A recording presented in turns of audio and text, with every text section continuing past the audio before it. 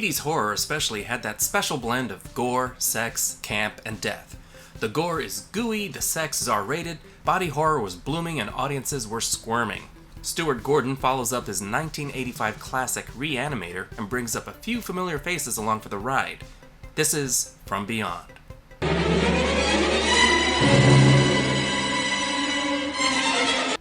Jeffrey Combs is Crawford Tillinghast, doctor and assistant to a, let's be real here, a mad scientist.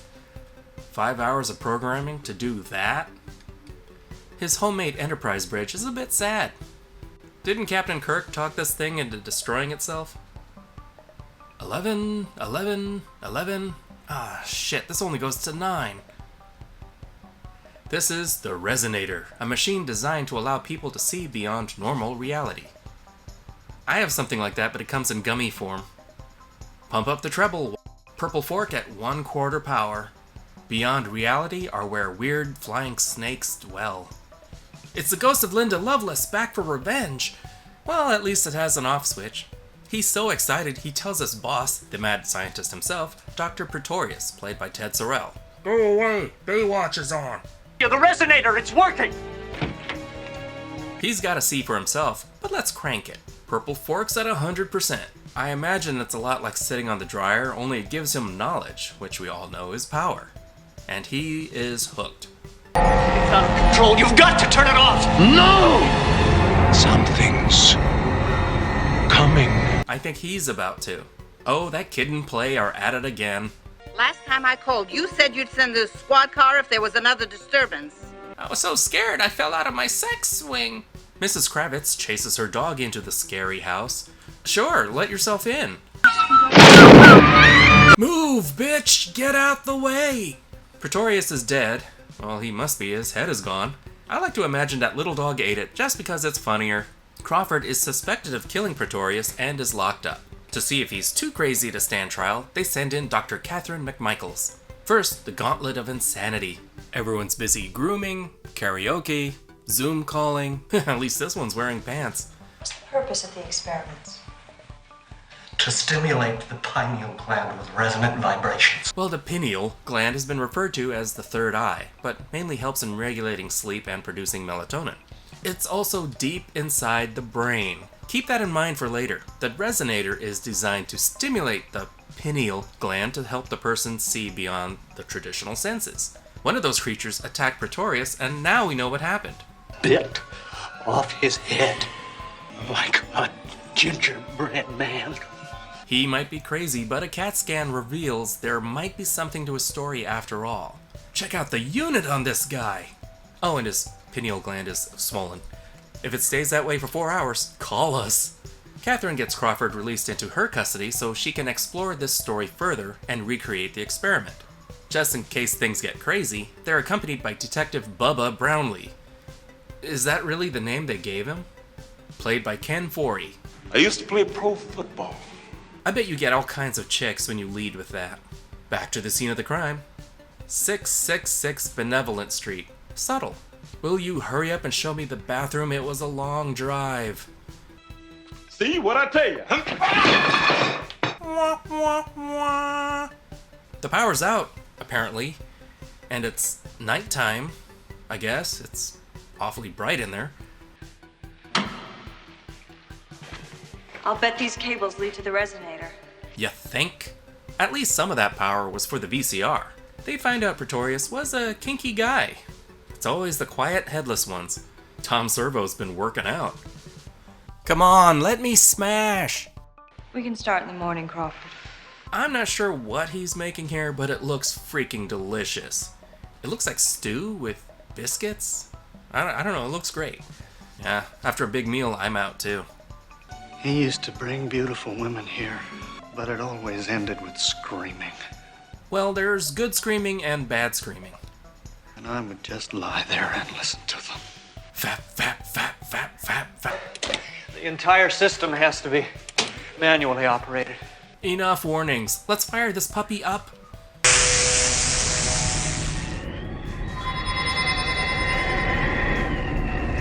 Is Superman flying outside the window? Oh, by the way, this will give you brain damage. What? What? some goo-goo eyes may occur. And they're here. And they're hungry. Come on, I smell biscuits. Can you pee on my arm? You know, that doesn't actually work. I know. Seemingly back from the dead, Dr. Pretorius enters the chat. Where have you been hiding? In a massive tub of KY jelly. Is it really you, Edward? Touch me, if it pleases you. I used that same line in college and got nowhere.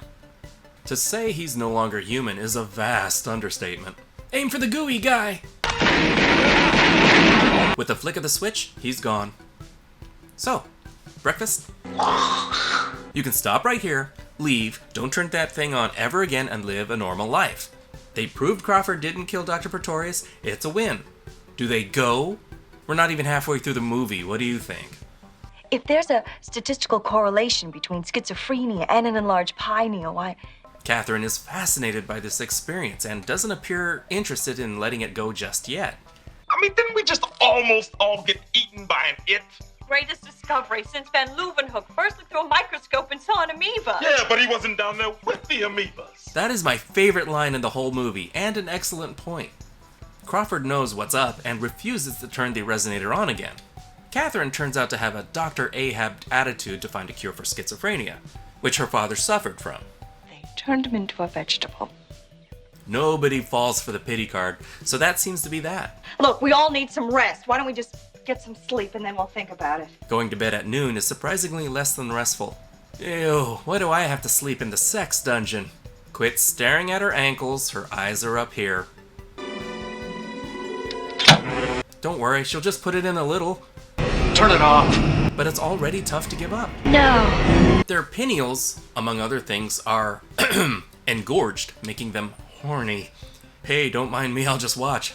By the way, do I have something on my face? Yes! Don't! Don't hit that switch 6 inches from your hand. Epstein's Island was no vacation. My American Girl sleepwear! I don't think you'll take I have a headache as an answer.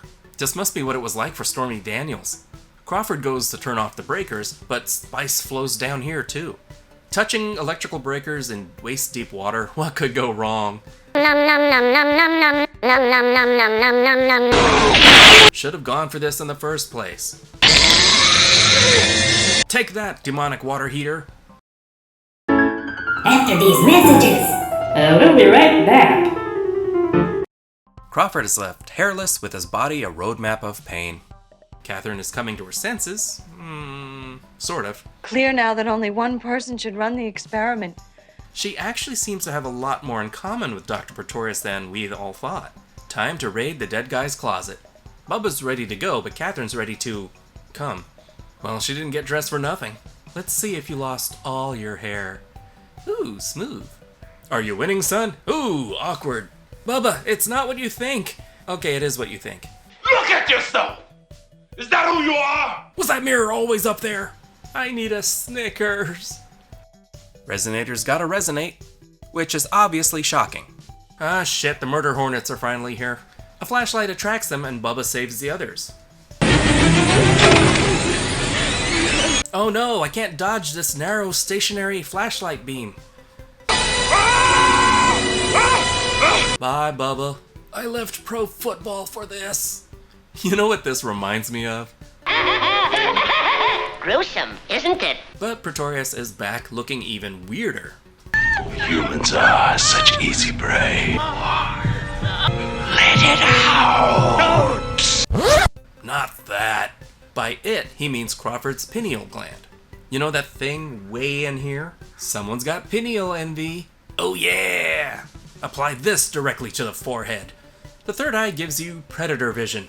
Ha, mine's still bigger. With a kinky, brilliant guy like Pretorius, you'd think he'd make this thing waterproof? Well, this is gonna be easy to explain to the authorities. I'd rather give you my opinion of her professional conduct. Bitch, don't act like you know me. I'm wearing the same thing under my scrubs, but do you see me flaunting it? The DA's gonna chew me a new asshole thanks to you. Wait, I know someone into that. Prepare her for electroshock therapy. Because the lobotomy is too gentle. After all this talk of ethics, this doctor is just as bad. I'm starting to root for the evil sex blob. Dr. Block walks in on Crawford stealing lunches. Yes, this is preferable to hospital food. My question is, do hospitals keep buckets of brains just laying around like that? What is happening to me? You know, brains are better fresh. He sucks her brain out through her eye. Nom nom nom nom nom nom nom. I changed my mind. I don't want the Mars vacation. So, do you have a good health plan? Pretty decent. Why? No reason. Crawford is on the loose and he's still hungry. That's 3 brains. Luckily, that's not a lot of carbs. I had to Google how many carbs are in brains for that joke, and I think I'm on some kind of list now. Catherine returns to the house to destroy the resonator. Where did she get a bomb so quick? I know this is the 80s and Radio Shack was open late, but it still doesn't explain the dynamite. Nothing's easy. Come on, let's get kinky. I want us to be together. He's so into her, she even makes his brain hard. Keep it in your skull, perv. Come on, baby, let's touch pineals. But Catherine isn't giving up her brain without a fight. Not now. You're about to have a headache. Snap it to a Slim Jim. Crawford is back to himself again, but Dr. Sex Blob is back. He attacks him with words, and words hurt. You impotent pig! You can't make love! Your mother didn't think I was impotent. Let's dance, motherfucker. That's right, run. Nom nom nom nom nom nom nom. Catherine gets some help from some friendly flying dicks with teeth and gets loose. Nowhere to go but up. Back to the bomb. Crawford takes control long enough to give Catherine some advice. Catherine, run! No shit, Sherlock. Ace Ventura is a lot darker than I remember. Oh shit, I'm 3 stories up!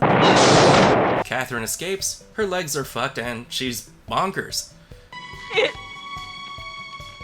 ain't no. At least she finds all the humor in all this.